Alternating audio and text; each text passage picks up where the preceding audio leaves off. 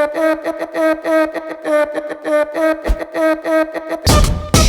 want people to understand that there's so much to life, whether you're the CEO or the janitor. Giving everything you do at 150% will change your mindset and your perception of what you're doing. Hey, Tim Rexies with the Now or Never podcast. This week's special guest, bringing back Nick Langer. That's right, BR Physique's Baby Rhino. We're going to jump right into the topics and questions you guys messaged in, and we're going to get with the real today. More little story is Not going to happen. Welcome to the Now or Never podcast. All things entrepreneur, people who take life and just kick it square in the ass with my special guest, Nick Langer, Baby Rhino, BR Physiques, the man himself. Yeah, see, that's what we need. We need that horn. We need that horn. I'm telling you. So today's episode, we're going to touch on a few topics. We actually took some questions in from on Instagram actually, and everybody sees BR Physiques. They're like, I'm going to ask a bunch of bodybuilding questions. This is about business. This is about your life. This is about taking control. We might touch on a topic or two that pissed Nick off just for fun to see him get riled up. But that's a lot of this podcast is just is taking control of your life, whether it be in business, whether it be in life in general, and just kicking it square in the ass, which is why it's my tagline in every damn episode. And one we're gonna touch on. I do these videos. For a lot of you guys who don't follow me on Instagram, follow Timothy D. Rexius, please. Called Keeping It Real Rexius. And usually it's shameless plug. And when my 12-year-old daughter records me, we're driving to dance because it's always a shit show of a drive. I've always been pissed off at least once during the week, and she gets to record me doing it. And does dance practice get you riled up or what? Yeah. You know, my dream of being a ballet dancer is over. Apparently something with my hips. Anyways, but yesterday and the week before, 2 weeks before, I talked about not being a victim, and last week is about respect. And a couple comments came in, and I'm going to get your touch on this. That I firmly believe that the whole thing, respect needs to be earned, is bullshit. I think every person inherently has my respect, regardless of who you are, what creed you come from, what job you have, how much money you make. Doesn't matter. You have respect. You are valued. You are important. Whether or not you're in my trust is a different ballgame. Correct. But respect is something you give, and it's also about being a victim. Is going to come into play the same thing. I guess let's start. What's your take on respect? Like, do you feel the same, or do you feel differently? So I look at it this way: respect. Everybody has my respect until they break my respect. Yeah. Right. And everybody has me looking at them and understanding that we're all individually very, as snowflakey as it sounds, unique. Yes. And are able to achieve things that you could never even imagine. We're all able to do that. Yeah. If you're honing your craft and doing the best you possibly can with the gifts you've been given, right? Yeah. And I respect everybody for what they are and who they are, and it doesn't matter what race you are or what gender you are, it doesn't matter, right? Everybody has the ability to achieve greatness, whatever that might be. Now, if you come at me and you break my trust, or you come at me and you make it so that I shouldn't respect you, then I'm not going to respect you. Yeah. But that's a given. I mean, yeah, definitely. Everybody just deserves respect, no matter how you look at it. And I guess in my video I said, your kindergarten teacher was right.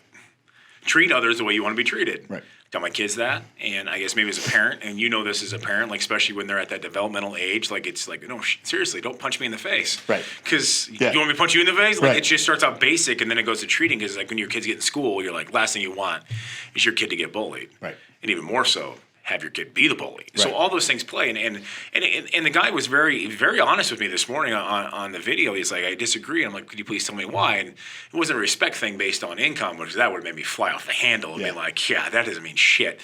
But it was because, people get jaded. They hadn't been given the respect, so they're sick of showing respect. And I totally understand where it's coming from. And I said, listen, you can't let the actions of other people determine the person you're going to be or the man you want to become, because then they win. They have the power. It's bullshit. You can't. You have a choice every day how you want to react to every situation, and to be kind. And to be just kind to people is a great karmatic way of living life. Mm-hmm. At the same point, that plays into the victimhood. And not saying he was being a victim. I'm saying that previously I had a rant on victimhood. And listen, we all have some shit. We all have baggage. You do, I do. God knows I do. I have so much bad shit happen to me. And when I did the Feroci podcast and got to hear his story, we all do. Yeah. Like, you and I have turned our victimhood shit as power to drive us into businesses that are successful, into bodybuilding careers and coaching and all these other things. I've used it as fuel. Right. But sitting around being pissed off saying, well, because this person did this shit to me for the rest of my life, I'm not going to show people kindness or respect. That's bullshit. It's an excuse. Correct. Do you agree? I agree. And this is the thing. I think people don't understand that everybody goes through failure. Yeah. Everybody fucks up. Everybody has stuff that happens in their life that's going to destroy them or tear them down. The biggest difference is when you take a failure and turn it into something positive, right? And when you learn from that and actually create something out of that, instead of sitting there being like, oh, this happened to me, I shouldn't do anything further from that, right? So I look at it this way. So I'll give you a personal experience here.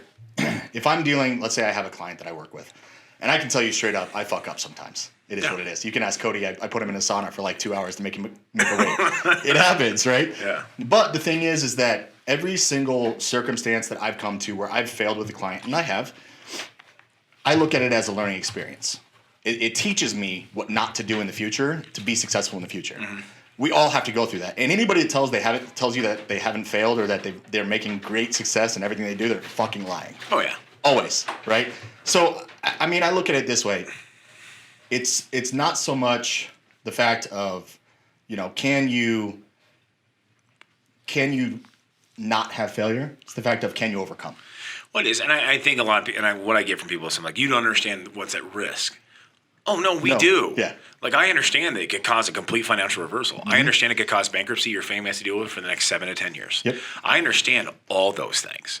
And we do. We've been there. Right. Like, and do you guys think we're fucking up? Well, he fucked up a little bit, but they don't know. No, we get it. Like, Nick and I trusted Facebook and Instagram polls that some of you people fill out. Yes. We talked about this once. Like, we're okay. If we expand the gym, we're taking on another $5,000 a month in this expenditure. And I'm like, it was a lot. And I go, we're going to spend $25,000 or $30,000 rehabbing this side of the gym, another $20,000 in equipment. We're going to build this daycare. We're going to buy, in the back here, you see your sound panels. These little blue things, right? We have 4 of them, $500 on this, just that. Because we make sure all these kids we're going to have sign up from these Instagram polls. You all said you'd sign up a membership. If we got a daycare, we're like, okay, cool. We got the best software, the printers, the whole works, all the safety features, and these kick-ass sound panels. Make sure you guys couldn't hear them when you're on the cardio equipment. And Bullshit. 7 of you signed up. Yeah. Over 6 months, and we're going $1,500 to $2,000 in the hole per month while that's going on. Thinking, okay, let's give it to this time. Let's give it to this time. So finally, Nick one day, and I was avoiding it. Like, I knew it was in the hole, but I didn't want to know how much. Yeah. And Nick's like, okay, we fucked up. I'm like, yeah, we fucked like, up. it's He goes, how much did we fuck up? Give me a minute. And so I did some math. I'm like, okay, we're about 15, 20 grand in the hole in the operations. It's a $45,000 loss. So we close tomorrow? Yeah, we're closed tomorrow. It was just, we had to tell everybody, like, hey, we're sorry, people signed up, we'll give your money back, whatever. And we just had to admit, like, that was a major hole. The only benefit, we got a little bit of a tax write-off of shit we still have to pay in. Right. But that was it. It was a major fuck-up. And contrary to popular belief, neither one of us are rich. No. That was a huge mess up. But that's why, if you all want to know why we don't do polls on Facebook or Instagram anymore as to what we're going to add into the gyms. Because sorry, most of you guys are full of shit. So just being honest, that's something that, we took it square in, and it sucked. But we thought, okay, let's just do what we do well. Right. And that's have cool-ass shit, heavy-ass equipment, bump that music, stuff nobody else has got, more turf, sure sounds good. So we spent last weekend tearing walls down and adding crap in, figuring out as we go. But we just turned lemons into lemonade, for lack of a better description. But if you guys think we're talking about just a little mistake, no, that was a big fucking mistake. I think you guys should add like a hot tub. No. Okay, hold on. No, Let me touch on this. Let me touch on this shit because this is something that pisses me off. Okay, so I've had multiple people ask about a hot tub. Multiple, right? And the thing that I don't want in our gym is a fucking hot tub for 2 reasons. Number one, I have 10 reasons, but go ahead. Okay, but number one, we're a 24-hour access gym. Yes. Right? So anybody can come in at any time. And some dumbass is going to get in there and pass out and drown. That'd be one. Number 2 is some dumbass is going to get the courage to get naked and have sex in our hot tub. Don't call me a dumbass. I'm just saying. Yep. So someone's gonna have sex in the hot tub. I get a random message on Facebook. The videographer that comes in the gym, yeah, he's in his birthday suit in the hot tub, and he's got a bottle of bourbon in his hand. And he's looking over at me, just winking. I don't know what to do right now. I don't know what to do right now. Yeah, I'm sorry, sir. He's aggressive. Yeah. Anyways, but it is like people have these great suggestions, and I get it. They're coming out of a place of usage for them. At the same point, I'm like, guys, come on now. Right. Like, really? Like, Well, and I think this brings us to a good point. So, in business, this is something that we need to learn. This is something that we've learned, and something that we've kind of, again, made a big fucking mistake and paid a lot of money for, is the fact that you have to stay good at what you're good at. Yes. You have to capitalize on what you're good at and just blow that out of the fucking water.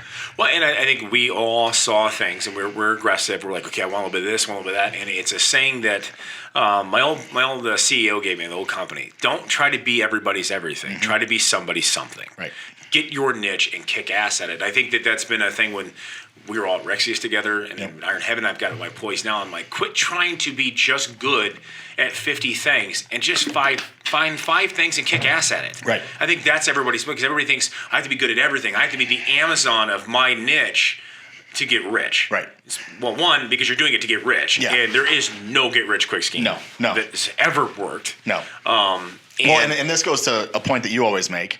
Is your biggest investment in your company should be the people that are in your company, right? Absolutely. And so it's one of those things of like, I'm not good at fucking social media. I mean, I'm be honest with you. This is true. Right? So I hire somebody to do social media for me. Tell me what to do. Give me a list. I'll fucking execute. You know it just as well. There's many things that I can do. If I'm given a list, I can do it, right? But I'm not going to be one of those people that's going to be great at social media. I'm not going to be great at books. We know that. I don't do books. I don't mess with it. I'm just like, hey, you know what? Take it to somebody else that can actually look at it. I'll take a look at it. I'll dive into it every once in a while just to see that everything's going in the right direction. Yeah. But it's not my expertise. Sure. And so in business, we have to take a little bit of humility and let people do the best that they can and what they're good at. Oh, yeah. And let them capitalize in those positions. I agree. It's funny, the guys who've done some work for us before. I'm like, okay, what do you suggest? Like, well, what do you guys want? I go, no. And it's great working with me and Nick, because we're both like, listen, you're a plumber. I can do some of it, but when you do your job out, you won't see me around. Right. I'll hire you to do a job. You do your job. I figure you're an expertise. Like me trying to hang drywall. You don't want this to happen. It's an art form. I don't want to do it. I'm horrible at it. It looks like a third grader did it. Like, it's an art form. I'm not looking over your shit. I hire professionals do their job. Right. And that's why I don't micromanage anybody. Right. Like, I think it's pointless. Otherwise, I just make more. I try to do more of it my damn self. And I think that's where a lot of business relationships come down to. Like, okay, what do you do? What do you do? What do you do? And that's why I think I get people like, why did you bring in business partners to this, that, or the other thing? Did you need? If I go, well, yeah, financially, it's always beneficial. And at the end of the day, it's because I know things I'm good at and things that I'm not. And if somebody else wants to give as much a shit as you do, that's when you decide to have a partner. And like, I think equal partnerships are the absolute best way to go about anything, because otherwise you're really just an employee that has a couple shares. It's like working for Berkshire Hathaway and having one share, like, you don't really get a vote. Right. So it doesn't, Right. but I think that's what I like about partnerships. I think that's what makes the world turn on that stuff. And, that's, we'll jump into a couple questions here just came in on social. Again, I have a lot of you guys asking for lifting advice. That's not what this podcast is. We used to do one called Bro Migos in the morning, live on Tuesdays. It was a blast, but we were doing it only from the Rexius from Instagram, and I realized that probably wasn't the best place for it. No. Listen, here's one for you guys. Message into us if you would like us to bring back some form of Bro Migos. Maybe me, Nick, maybe Guffy. Bring in Guff. He's good for entertainment, and he's horrible on camera but he's getting better. He just gets nervous. Yeah. What's his name? Cody Guffey. Make sure you put that in. I stuttered his last. I think he's a manager at your store or he's subpar, something. Subpar. Oh, okay. Incredibly average. Yeah. He got so mad his last podcast I stuttered his name, and he's like, just cut my testicles right off. I'm like, now I'm going to do it every podcast. It's so great. So Cody Guffey, if you're listening, that's you. That's his new intro. Every time from here on. Guffey. Yes. Actually, his question comes, why isn't He's gonna quit. He's not. He's not gonna quit. He's just not gonna quit. But maybe if you guys want us to do another one just on bodybuilding and training or something, we go live. We can do it on YouTube. I'm totally cool doing that. Message in, let us know, because it's a lot of these questions. You guys follow me. That's it. So pretty much every question that was sent to me was that way. His was, why isn't Nick as cool as your other business partner? Also, tell him I'm better at him at the old job. So first off, I'm gonna say numbers speak for themselves as far as the old job, and second, the cooler than part. I feel like that's debatable. So I'm just saying. Debatable. Yeah. Debatable. Yeah. Okay, we'll get to a real question. And I'm a master debater, so. Master debater. You are. Yeah. How did you find the courage to risk it all to start your own business? Words of advice. Okay, so So this is actually a fun I was one. in this before you. Yeah. And so I'll let you jump, because Okay. it was, for me, I was at the point in my career we started Iron Heaven where I'm already risky. Yeah. Ish. Yeah.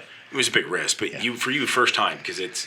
Well, so I'll take this way back when I decided to go independent as a trainer, because I have a lot of people that are trainers that follow me and talk to me all the time, talk about going independent and being scared by it, because obviously when you go from a big box gym to being independent, you're looking at the fact that instead of getting fed clients, now you got to work for your clients. Yeah. You got to bring your clients to you, and you got to build your business in that direction. And so, anyways, what I would say is this: I honestly think that majority of people that can be entrepreneurs are kind of born with it. Yeah. You've almost got like a gut feeling that what you're doing is the right thing. Yeah. Right. And when I look at it, I look at the aspect of what am I passionate about? What do I want to do? And what do I want to help other people achieve? And it was kind of one of those things of like, it just felt right. It just felt right. And as much as like I was scared about the fact that I'm providing for my family, and I was scared about the fact of how much debt we were going to put ourselves into, and you know, shit, that still comes up every day. It's still one of those things that you're still thinking about every day, right? But at the end of the day, I was having a conversation with my wife about this, and it was one of those things where my wife looked at me and she goes, "I don't want you to go back to doing something you fucking hate every day." Yeah. You know what I mean? I would much rather us figure this out along the way and make things work. And if you're doing something that you're passionate about and you love, the money's going to be there. If you're there actually helping people and caring about people and taking the actions to help everyone else around you, the money's going to come. Money is a side effect of good karma, like we've talked about.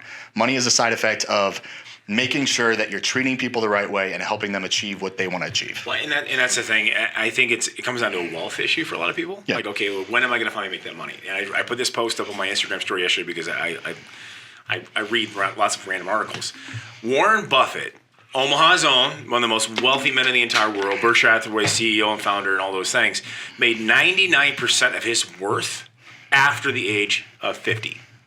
So if you're putting this goal out because you see, the Zucks and Jeff Bezos do all this crazy, knock it off. To the 0.2%. It is. And even Warren Buffett, who is the top 0.0001%, made 99% of his wealth after the age of 50. So stop your shit. Right. So I say the same with people and I get there's different stages of life. You already have kids. You already have that mortgage. And understand, in my opinion, that is indentured servitude in today's society. Mm-hmm. They want you buried under debt because it makes you more docile and you have to behave accordingly to what the government or society tells you have to do. Correct. You have the college debt they're racking you up with. You get that first mortgage, which right now is just stupid high for a starter home. You're buying $40,000 cars on leases for your first car and all this dumb shit.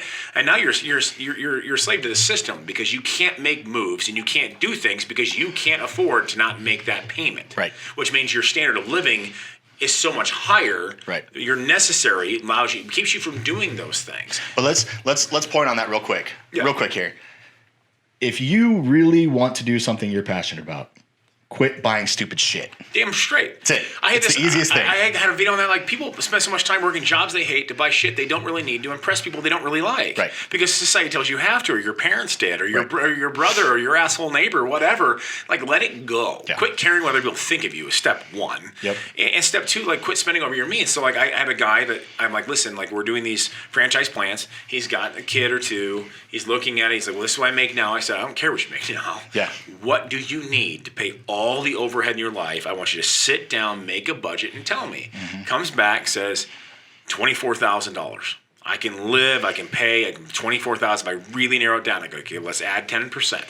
At $2,400 is a why. It gives you an extra $200 a month for incidentals because shit throws up. So at $26,400 is what you need when you put that into your business plan, and you base everything off of that. You're going to have a month where you make $5 extra grand, and you're going to have a month where you go $2,400 in the hole. So let's base in a little line of credit for those, and let's keep your individual life. Daughter all of a sudden has to have a tooth pulled, there's $100 or whatever. These things happen. I go, I go, really, I need to know. So if you come at me and say my minimum required in life is going to be $49,800 to start a retail store, I'm going to tell you to find something else to do. Yep. Because it's never going to happen. No. Guys, I mean, I'll be straight with you. Like, people have heard me talk in these podcasts. I went from a chemical, like, I made my first 6-figure income when I was 23 years old. I had no idea about taxes or any of that shit. So my first year, I'm 24 years old. I had a baby on the way, just put my down payment on my first home. I'm like, yeah, I'm rolling in. I'm going to make like $150K that year, gross. I was an independent contractor. I didn't know about LLCs. And you guys will hear me tell you, everybody needs a side hustle and everybody needs an LLC. But I didn't know. I go to the tax guy. He goes, hey, you did pretty well. We were able to write all this stuff off because of the home and da-da-da. I'm like, okay. He goes, tax bill's not that bad, $9,800. I go, $9,800 what? He goes, you have to pay the feds. I didn't have state tax in South Dakota. Yeah. I threw up in the trash can in Cheatin' Charlie's office. That was his name. Because you were making $150,000, but you were spending $150,000. I was spending $150,000 because I'm an idiot. Yeah. And I was buying a new car every year, losing about $10,000 in equity off the shot because I was driving 80,000 miles a year. Like, I didn't know shit. So I got in a payment plan. By the time I paid off, the next year's taxes are due. Yep. Now I owe 14. By the time I pay that off, next year's tax was 22. I had no idea. It was just compounding thing and it locked me down. So when I say, like, I had 2 kids, ass loads of debt, lost my house. I was actually in foreclosure. Shit you not. 2010, when I'm like, fuck it. Left my job making gross well over $200,000 a year to pay myself $31,200, $15 an hour, to start Rexy's Nutrition. This wasn't a lie. I said, well, fuck it. I'm already broke. I might as well be happy I'm broke because I was in that much debt. I'm like, listen, I ain't got it. Yep. So I was at such an extreme after the recession had begun that I was like, fuck it. I was at a point where I was like, how much worse can it really get? Yeah. So I understand when you guys are calling in, you want to know about this risk, this advice. You just got to figure out the overhead in your life. If your overhead really is $49,800, you need to talk to your spouse. If you're single, then you guys need to figure out where you can cut off. Get rid of that car. Yep. Consolidate that credit card debt. Snowball the debt. Figure it out. Get your means below $40K if possible on one individual income. Yep. And then we can make some work because that's not unheard of. Right. But if you're a single person and your required minimum is 49, you're full of shit. And I'm like, let's look at your budget. Yeah. Because like I remember, I lived off some really little money when I was in my 20s and 30s, and I get it. We all have bills, and if you're assholes at credit, like I can help out with it, but you got to figure that crap out. And so, and that's where the courage comes in. Like, you're going to take a leap. There's no guarantee you will fall, but that's also the greater the risk, the greater reward. And that's why I don't have a problem with how much money people make if they're in small business, if they're in self-employed, because you've taken a risk with no safety net. I don't think there should be a limit on how much you make. But I think that also comes down to the fact of the personality of the person. Like, sure. I look at it this way. It's one of those things of, are you going to actually, when the time is tough and you've got to pay a bill, are you going to get off your ass and work? Or are you going to sit down and lay down and put yourself in a debt? It is, and I've seen a lot of people lay down. Right. I feel a lot of people who already took the risk and realized how hard it was, and how much work, how much time, and how many guarantees, and that they're not going to come in right away. Literally lay down. I'm dealing with it right now. Well, and that's the thing is if we look at it, business, health, all of this stuff is structured in a manner that's supposed to be slowly accumulating, right? Everything is not, you're not getting success overnight. You're not going to lose 60 pounds overnight. You're not going to change eating habits overnight. None of this shit happens overnight, right? And I think the biggest issue is that people don't understand that to be successful, whether it's in bodybuilding or whether it's in business or whatever it might be, it takes time. It takes you understanding that this is a 5, 10, 15-year process, not a fucking overnight process. And it comes down to a choice. I started out with a choice. I'm going to do this. And people understand that that's not just that one big dramatic moment. It's a choice you have to make every day, several times a day, that I'm going to keep going. I'm not going to stop. Nothing's going to get in my way. The naysayers will only fuel my rage to do this. Right. And it is. I understand a lot of you guys probably are wired for this, but you're scared. Yep. And that's normal. If you think that we did these things without any fear, you're fucking you're wrong. out of your mind. Yeah. They're the type of people that want to get on the roller coaster and fill nuts going to their stomach, for lack of a better term, to push that edge. That's the rush I get when I do this shit. Now understand, I have 6 kids to feed. I have alimony bills. I have a lot of fucking bills. And so, yeah, doing another gym, doing an expansion, doing more stores, doing companies, VHI, it's risky as shit even now. I mean, it is, but I believe in myself enough. I know at the end of the day, no matter what it is, it comes down to hard work. Yeah. It always will. And I like to fucking work. So I don't do these things blindly either. Right. I do my due diligence. And I guess what we've learned is that we're doing a bit more research. That an Instagram or Facebook poll does not suffice for market research for business decisions. Especially a $50,000 Guys, I'm telling you, the hot tub is a great idea. It's a horrible idea. Not if it was fucking free. I'll tell you what. I'll go get a kiddie pool at Walmart. I'll throw it in the back warehouse and I'll put boiling water. Hey, actually, you know what? That hot water that comes out of the hose in the closet, that's actually really hot. That's really hot. It's we really got hot. you, We got bro. you, man. We got you. So, sweet. And so that's my word I'm of bringing my advice. friends. You're going to have to put your head down and blow your own bubbles, though. Sorry, buddy. That's too easy. That's too easy. So best thing is write down, see what your minimums are, see what you want to go into, see where that. There's a lot of research, and ask people like us. I help every one of my franchisees write their business plans because I have a lot of experience doing it. They're like, oh my, you're gonna do it? Yes, that's my job. It's not just to get you into a franchise that sells a lot of supplements and kicks ass. It's to teach you how to be a businessman or woman. Right. To actually go through, cut the bullshit, and say, okay, listen, I wouldn't do this. I wouldn't sign that lease. But I would sign this one. Mm-hmm. Well, this is prettier. Yeah, I know. But I'm telling you right now, this is where I put my money because it'll save you $1,000, and I know that you can go make up that $1,000 with your name and a handshake more than that location's going to bring. All these things that I've just learned over the years, and it's just comes down. You got to write it all on paper, get all your due diligence, and even understand you can do all the due diligence. There's still no guarantee. Correct. And so, like my own wife, like it's like right now, like, hey, we're going hard in the paint. Going hard in the paint. First year she took off, got to help all the companies. It was awesome. We work at the gyms, and we took a major cut in pay. My wife I can't afford her. She's I don't mean like that. I mean that she made good money. She had great benefits, and for a family of 8 on a small company, the monthly premium for just some shit health insurance is $2,000 a month. Mm-hmm. That's a shitload. And after a year, she's like, okay, I got to go back on a professional field. She did. So she still runs the accounting for all the companies. She's doing it while doing another job.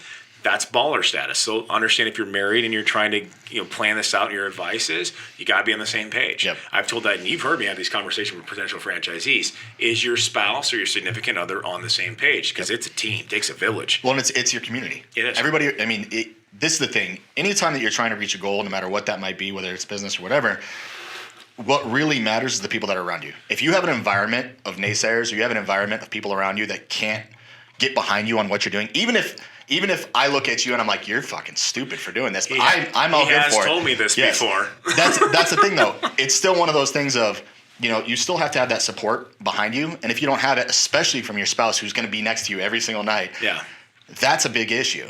And that's something that you need to take into consideration. Even if you have the funds to do it, even if you have everything to do it, if you don't have that community around you, you probably shouldn't do it. Exactly. We did it with the gyms. We talked to everybody. We did. And honestly, hey, listen, it's another Instagram moment. We first started Iron Heaven. I'll be honest. There are some people in Omaha that I don't hold grudges, that I'm a little jaded at. Yeah. That we announced we're going to do this gym, Iron Heaven Gym. The name itself can be thrown people off that are just Gen Pop Health. And because we're like, this is going to be like arm burst. This is going to be, like quads. Yeah. This is going to be the shit. And there are so many, because Omaha's got a huge competitive bodybuilding community here. It's one of the biggest in the Midwest by a shitload. We have a lot of entrants here. A lot of people train. I'm like, it's going to be just like that. And we're doing all this stuff for these guys. And 95% of you did not sign up. Correct. And so we're like, all right. Well, let's get on the fly. Let's we had to overcome the name a little bit in that aspect to say, Jeb. What's Jeb, 72? 70-something, Yeah, he's there every morning giving me shit. That's awesome. Because he's in there, and Brittany's clients, they're 65 plus. Yeah. It's a whole community help, but because of it, a lot of you guys will be like, yeah, so awesome, Omaha's got this, but you didn't support. So at the same point, we had that model, we had that plan, and we dove in. Yep. We're like, okay, where are you guys at? Oh, you're all full of shit. Okay, so we had to go out, but we also realized we still had to go out and earn their business. Yep. We still had to go out and reach out to them. And there are very good friends of yours and mine. There were coaches in Omaha, and I won't name drop you. Yeah. I really want to. That still have never been in the door. Some of my best friends on the planet have not been in the door to sign up a membership. And I don't fault them. I'm like, okay, it just means I haven't done enough to earn your business Correct. yet. I'm not going to say I'm not internally a little salty. Yeah. Because I am. Yep. But I like as a personal mission to be like, hey. But this is the cool thing about that has been the aspect that, the vision that we had when we first started the gym to where the vision is now is completely different. Yeah. Right. So it's actually a really cool thing because it's actually allowed us to kind of develop and grow the gym in the direction that we wanted to put it. And drop our personal egos. Right. And drop our egos because it was like, oh, we're going to make this gym that's a hardcore gym and nobody else is going to lift there except if they want to come in and slang and fucking bang weights. And then we go, all right, well. That doesn't pay the bills. That doesn't pay the bills, yeah. And the thing about it is once we started shifting the idea to, no, this is a community. This is a community that cares about you. This is a community that's going to help you no matter what your goals are.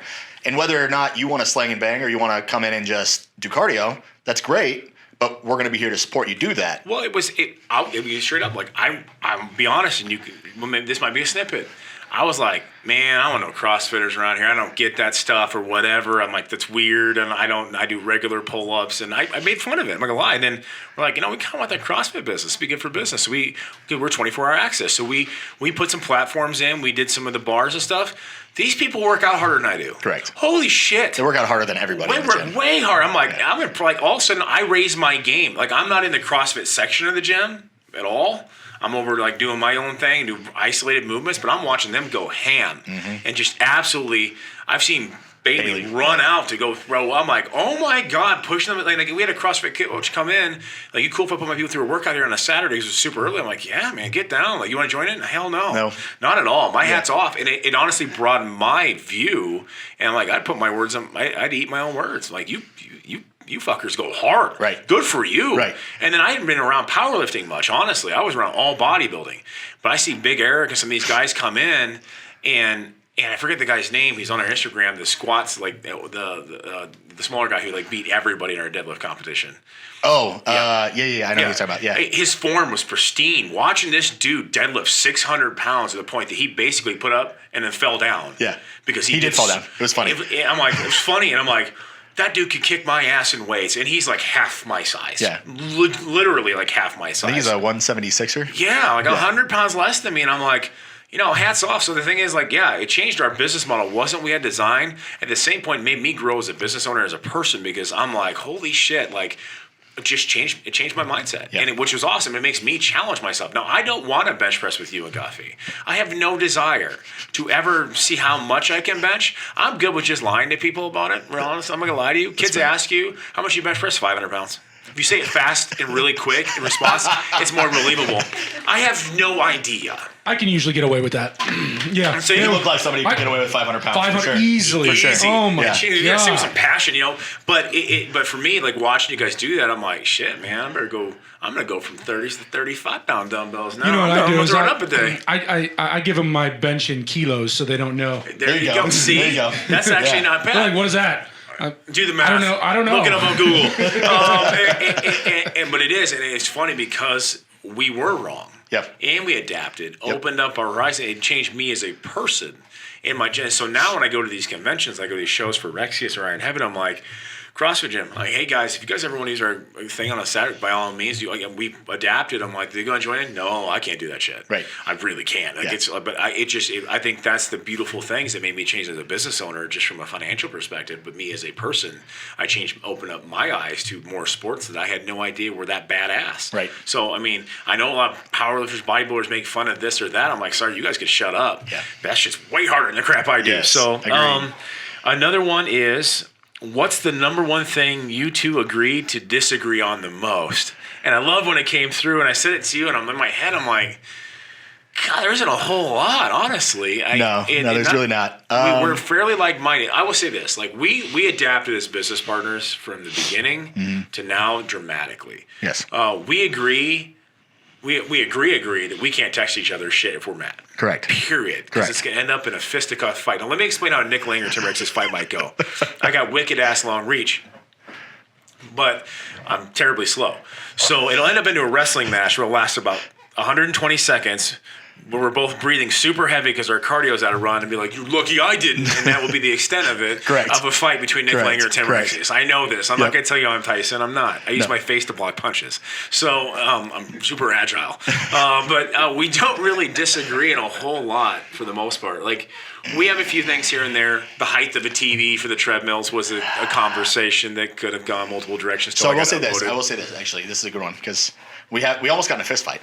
Actually, well, yeah, but this was like the one time that everybody's like, "Oh shit." Yeah. Like, people get shit when we get pissed because I don't get mad. I don't get pissed off very often. So, anyways, I am a much more let's get shit done. Let's not talk about it. Let's go. Yeah, true.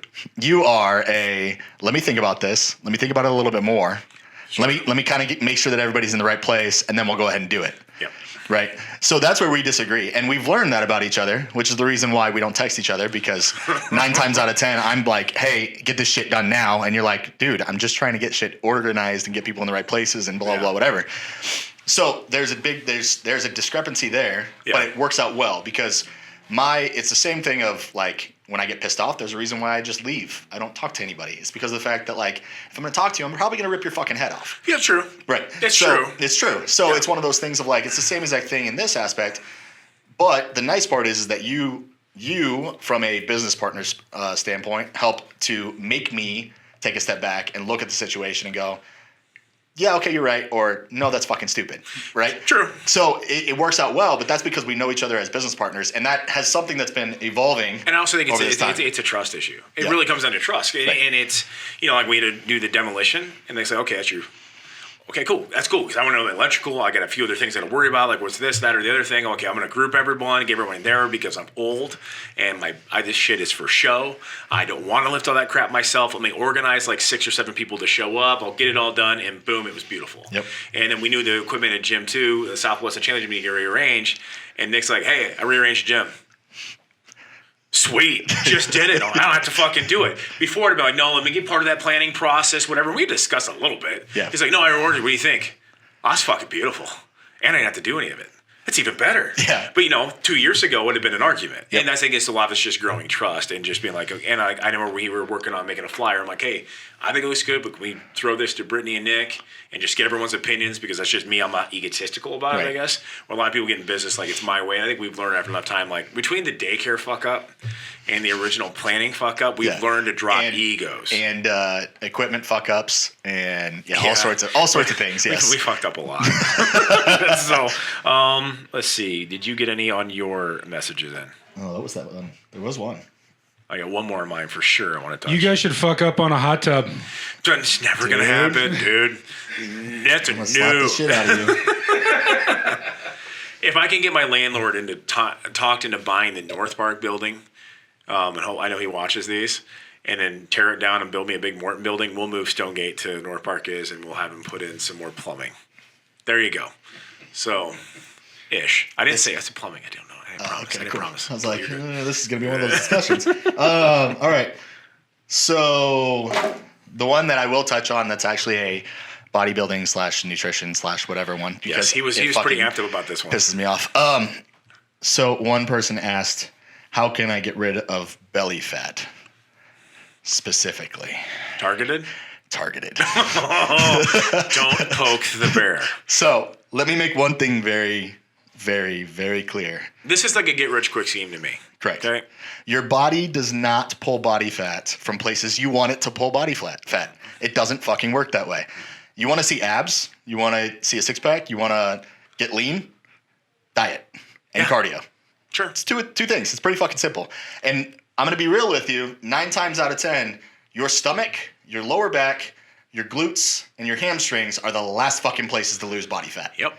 Everything else will lose pretty quick. You're probably gonna get toned arms, toned shoulders, toned quads. Mm-hmm. Your back and your belly are the last 2 places that are gonna lose body fat. 9 times out of 10. And he's not saying you can't increase heat. You can't increase the water that's held in the area by wrapping the stomach. But that's not losing body fat. But you're not losing body fat. You're pulling extra water. Correct. And it is. And you can manipulate it. You absolutely can. It's the last place you ever sweat your stomach. That's where your fat is. That's where your water stores are. Fat's water soluble. I'm not saying. But I'm saying if you're at 20% body fat and you're hoping to see a 6-pack, first, it's not going to happen. No. I've seen so many dudes quit diet processes because they lost fat on their arms first. So they felt like their arms looked smaller and their gut was the same size. I might have happened to me a few times. And that's why he's smiling at me right now. And I get it. I get it's in your head. That's why I bought the Fit 3D machines for my store, so you can genetically see a 360-degree model of where you're gaining muscle, where you're losing fat. Is to get people to quitting workout progress in major transformations and recompositions because of some stupid ideal they have in their head that they were going to wake up the next day with an 8-pack. Yeah. I mean, I don't think I saw my fucking abs till about 3 weeks out of show. That's correct. Not all of them. I see like 2 of them, which was cool. But that's just not my frame. It's just not the case, and it's people trying to get the end result without the work. It's not going to happen. No, abs are built in the kitchen, anyways. Yes, 95% of my issues is not training; it's diet. Correct. That's why Nick has to take the reins. Correct. I can diet plan anyone else, but not myself. No, because that's just me. Yeah, nothing wrong with that. Yeah, you will figure out how to put fucking Skittles and or Pop-Tarts into your plan. I'll make them fit my macros and convince you it's a good idea. Yeah. I'm a hell of a salesperson. So here's one I got. What does it take to become an influencer within the industry? Now, if you're talking in the health and fitness industry, this is great. I honestly want to touch on this because there's a lot of you out there doing it, and we've touched on this before. Like, if you really want to become an influencer, and this isn't just in our industry. This is just in jobs in general. And I said the same thing to everyone when I went through applications. I had 25 applicants to be my assistant. And the first thing I did on all of them when they got to me through the first aid interview was look at your social media account. Yep. It's the number one thing. I don't care where your degree is from. I don't care what grade you got. I don't care what GPA you have. I just give the speech in a middle school to teach you about shit themselves. I'm like, nobody cares. Unless you're going to go to Harvard or Yale, nobody gives a shit. It doesn't mean a damn thing. What are you doing to help your current employer, whether you like them or not? That is what impresses me. Right. Your ability to adapt and integrate with people and react to people is your life's value in today's society for any business. I don't care where you got a degree from. Your ability with people is everything. And you want to become an influencer? Start influencing people. Start actually having impact. One, I can tell when you buy your followers. I can tell when you buy your likes. It's super simple. So that shit doesn't work anymore. It's why Instagram's looking at getting rid of likes, which I think is fucking brilliant. Yeah. Views are organic, and that's pretty easy to watch. But, you want to got to start influencing people. Now, there's so many wannabe fitness influencers right now, and I've had like probably 7 or 8 messages. Either I answered them or Jamie did. And people were messaging in like, hey, I got an idea for a podcast. Hey, I got an idea for this. That's great. Let's do it. Like, don't try to use my platform to launch it. Go ahead. Like, you want advice? Cool. Come in. Talk to Chad with Studio 402, CC Media Content. The dude's brilliant at it. I mean, he'll help you do all the technical stuff. You think I never run any of this shit? Who's that guy? He's incredibly average. But he's just kidding. But you hire a professional to help you out a little bit. And just, hey, be straight. Like, hey, I have $1,000. Hey, I have $300. They'll be straight with you. I'd appreciate that versus somebody going through a whole lot of work to give you a pitch. But anyways, I digress. Like, if your entire model is that you are good looking, okay, you're going to get some followers. You're not going to be an influencer because you're a dime a dozen. There's 1,000 of you that look better than you that are doing the same exact lat pull down videos with no explanation or stupid as don't do this videos. Oh my God. Like, you've been to conferences where they make fun of this. Yes, every time. Stop doing it. Yes. Give value to people for free. Yeah. That's how you start. Like this, I'm giving this for free. We'll use it to my industry, and you can touch on this from the fitness aspect specifically. I'm showing you how I became successful and how I've grown this empire to what it is in 10 years. And I'm telling you every step, every trick. I'm not holding anything back. You know why? Because I know 99% of you do not have the balls nor the work ethic to even remotely come close. I'll bring you in the warehouse. I'll bring you in the stores. I'll show you everything. Yep. My point of sale software, I do it online all the time. People ask me from other store chains. I've had them come up here and take tours. Totally fine. Cool. I'll show you everything. You'll never do what I've done for 10 years because I've only begun. 10 years is the first step of 5 to me. Right. And that's why it's fine with me. I'm giving away all this shit for free. I haven't monetized. Hey, if YouTube wants to give me a check, I'm working on my way there. Make sure you tell your friends to like and subscribe. But, that's the thing. Give away that value for free and see what happens and see who you can impact without anything in return. Then you're an influencer. Yeah. And when you get to 50,000, then people might start giving you some free shit to promote. You're not going to get paid. No. You get 100,000, might get a few bucks. I've got people who are out pimping Spartacus pre-workout packets and popcorn stuff that we just started that have 200,000-300,000 followers And they're awesome just because they love what we do. We give them some free popcorn. They launch that stuff out. They love it. That's the extent of the situation. Because I was honest, like, I don't have any money to pay you. Yeah. But I really think you're cool, and I'll give you some free popcorn. And they're like, well, hey, we like what you do. That's cool, and I like free popcorn. Sounds good. Yeah. I think a lot around here in the Midwest is they have like 10,000 followers, 5,000 followers. Like, I want to get paid. Good luck. Not gonna happen. It's not going to happen. Like, No. from you, like, you deal with it more because you are a paid athlete. Right. And, you're not a pro yet. Right. I say yet because I think you're going to get there. One day. Yeah. Yeah. And I'm one of his few friends that hang out with him while he's in prep because I don't mind just straightforward Nick. But No personality. but it's because you bring an added value to things that other athletes don't. And you can touch on that more. Well, so, okay, this is the thing. When it comes to being an influencer, quote unquote, being an influencer, or being an actual, getting to a point where you're a sponsored athlete, right? Yeah. So I'll just kind of dive into, from my scenario. I actually was able to meet one of the representatives from the company that sponsors me, and him and I had a talk, and it was one of those things of the reason why they wanted to work with me was twofold. Number one, knowledge, things that I can actually talk about and portray to everyone and help them understand. And then number two was me as a person. I hit a demographic that's different. I'm a dad. I'm a business owner, so on and so forth, right? Yeah. I'm not this 20-year-old dude with abs that has a whole bunch of Gymshark people liking him, okay? That's not me. It is what it is. It's true, right? So it's one of those things of, when it comes down to becoming influencers and becoming somebody that can actually impact the world around you, a lot of it comes down to what knowledge are you spreading? Yeah. Who are you actually helping?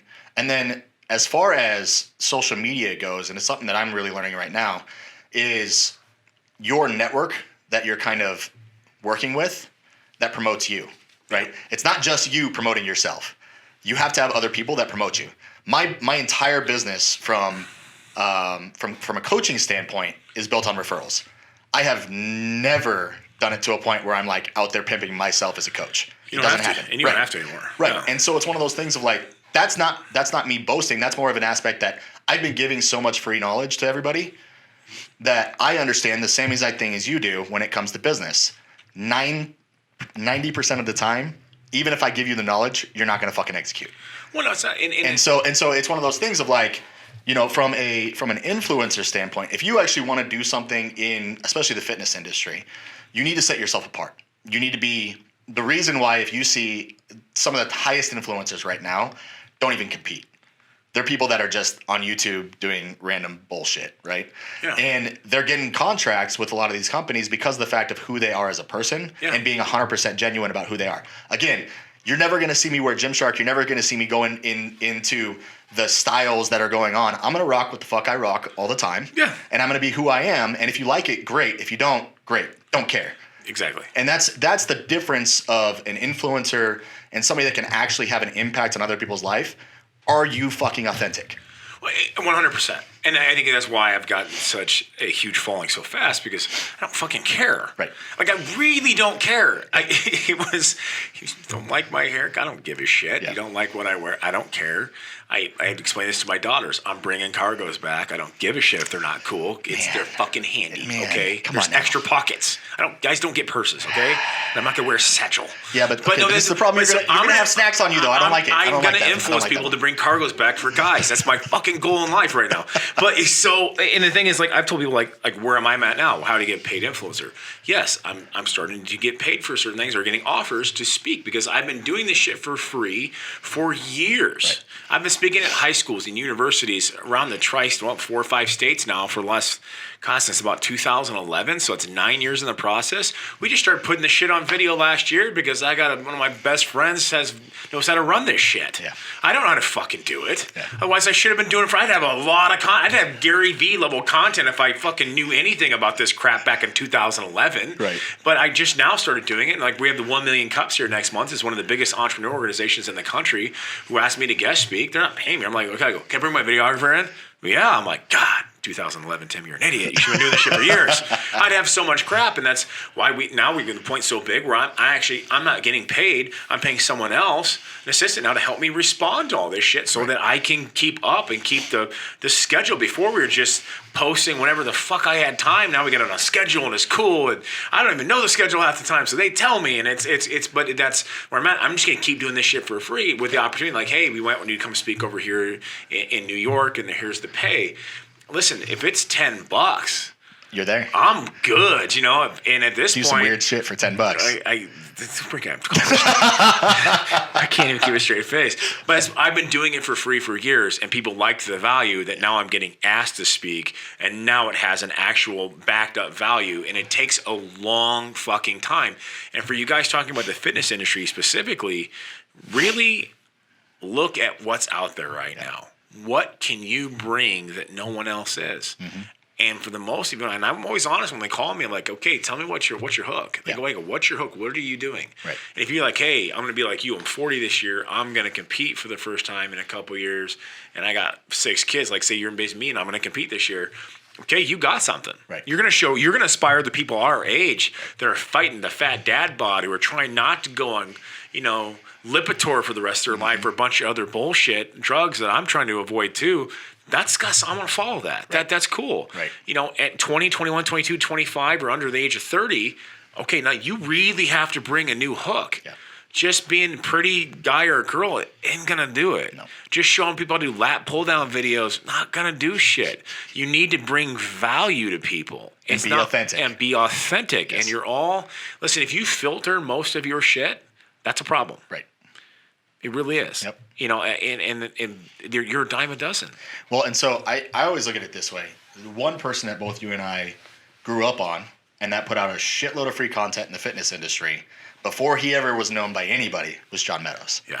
Right. And so, a lot of the things that I'm doing now are a lot of mimicking of what John has done in the past. Oh, yeah. Because I can still remember back when I was 18 working at a nutrition store, and 19, whatever it was.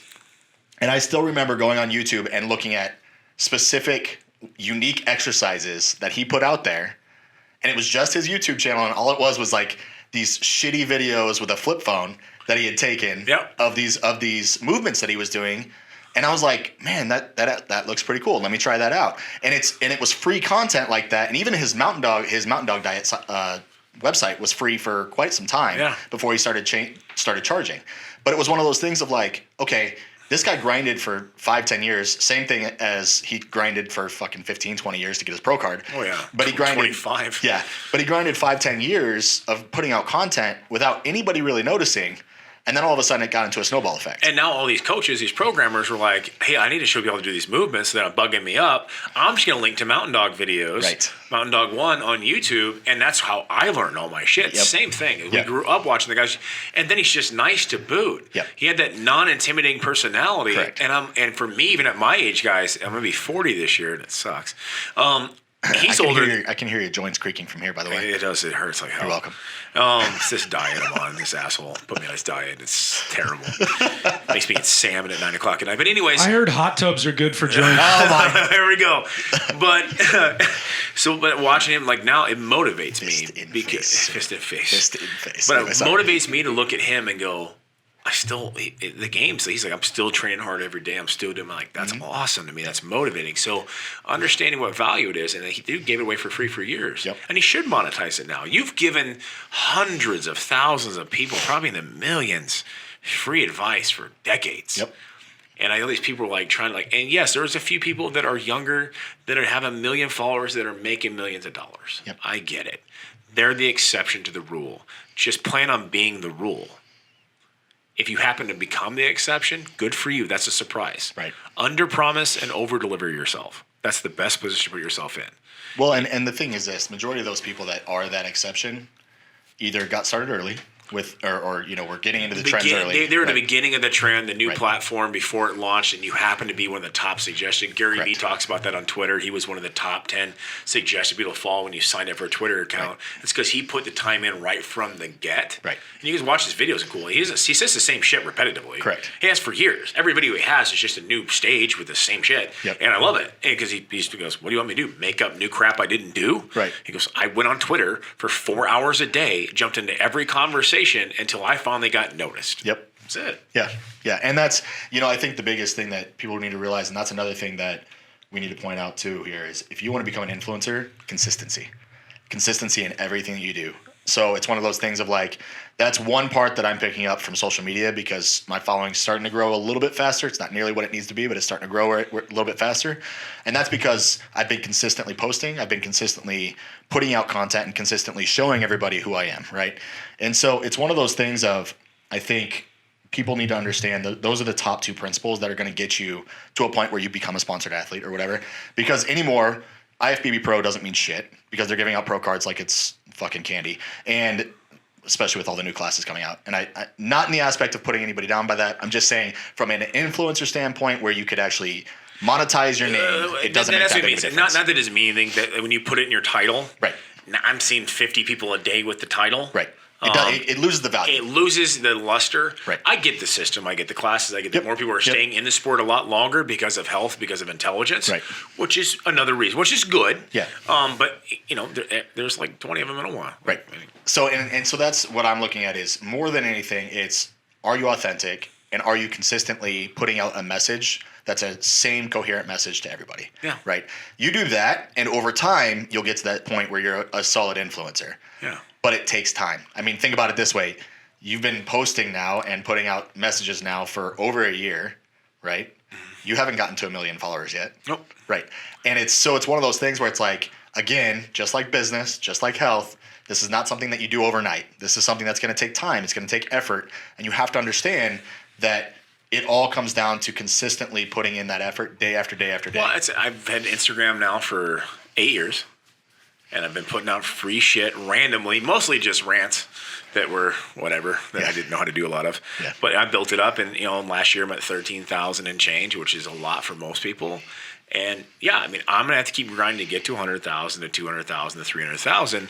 Where it's aggravating. I understand, especially in the fitness industry, it can be very aggravating that hey, I just got to dress more naked, right? And boom, I'm at 50,000 people. But there's no value with that. Correct. You're not going to get paid for doing that. Correct. And if you think people who are looking at your Instagram to stare at your ass are now going to take your advice, it's probably not going to happen because it's a different audience you've created. Yep. Same thing with YouTube, same with Facebook, same with anything. It's base it on value, and that's going to create value. And it's and I like the fact that people are like on the internet because this girl or that guy just looks hot. I go, I get it, but if you're a fraud, you get exposed a lot faster now on social media. Yes. They're going to put you on blast. If you don't know what you're doing, making diet plans or programming, you're going to get in trouble real quick. Yep. And people like me will call your ass out if Right. you get somebody else sick from doing it. I don't care. Right. Sue me. Yep. I mean, what are you going to sue?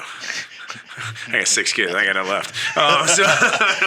And that's the thing is, it doesn't bother me. Yep. The internet, and this is like it allows people to grow quick, but it also will expose a fraud real quick too. So if you do it from a place of genuineness to help people, you're going to win. Yep. And that's just my 2 cents on it. So Yep. did you get any other cool questions, or is that about it? No, they're all diet. All and diet questions. workout questions, and nothing Come that I on, really want to touch on. I'm good. So, other one I got was like, I heard there's a third location. Listen, when there is a third location, I will announce there's a third location. If I have not said anything, there is no third location. Okay? I'm not saying I would never want one. I'm just saying it's a financial upbringing that is absolutely insane. So there will be no third Iron location until there is one, and I will not tell anybody early if there was. Correct. So don't even ask me, because it's a firm frickin' no. We keep expanding current locations as they are. Yeah, we want to build our own building for location 2 down in the south corner of town. Thanks for going right for the throat. I appreciate it, though. It was great. But I mean, moral of the story is, And this whole talk can be basically summed down to work your ass off. Just work. Work your ass off and be authentic. Be authentic. Don't be afraid to take some advice. Ask us. That's what we're here for. I can't get to everything, but we never really thought 5 years ago we'd be sitting here right now. No. And I know in 5 years from now, my goals where I want to be are lofty. Way bigger than this. I don't even begin to tell people how large my ambition is. Yeah. Because most of you would call me insane, and I don't really give a shit what you think anyways. Yeah. Take that attitude in life, and you're going to get someplace. So, Thanks, Baby Rhino. Hey, you're welcome, brother. Hey, thanks, guys. Thanks for listening. Next week, we're actually going to air an episode where I was the guest on another podcast, actually in the studio. So I got to be on the other side of the table, which was kind of cool. The Dads Who Lift podcast. Great guys. They have memberships in our gym, and they use the studio. So we'll be airing that one on our platform next week. So make sure you check it out. Toast to the homies that could never see the light, and the haters that forever see my ghost. What a night, man.